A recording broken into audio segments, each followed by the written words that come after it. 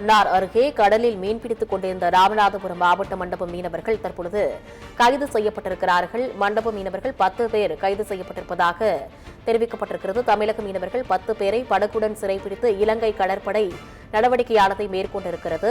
எல்லை தாண்டி மீன்பிடித்ததாக கூறி ராமநாதபுரம் மாவட்டம் மண்டப மீனவர்கள் இலங்கை கடற்படையால் சிறைப்பிடிக்கப்பட்டுள்ளனர்.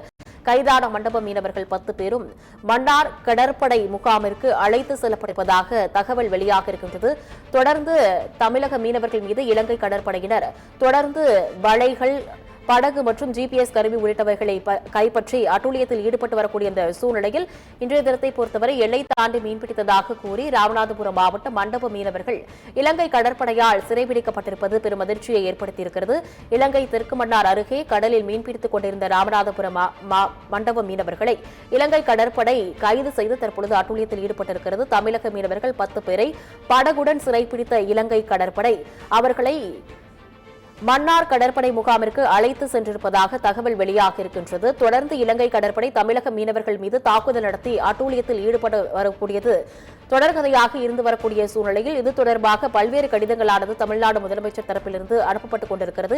இருந்தாலும் தொடர்ந்து இலங்கை கடற்படையானது இந்திய கடற்படையினரை, தமிழக மீனவர்களை சிறைபிடித்து அட்டூழியத்தில் ஈடுபட்டு வருகிறது. இன்றைய தினத்தை பொறுத்தவரை எல்லை தாண்டி மீன்பிடித்ததாக கூறி ராமநாதபுரம் மாவட்ட மண்டப மீனவர்களை இலங்கை கடற்படையினர் சிறைபிடித்து வைத்திருக்கிறார்கள்.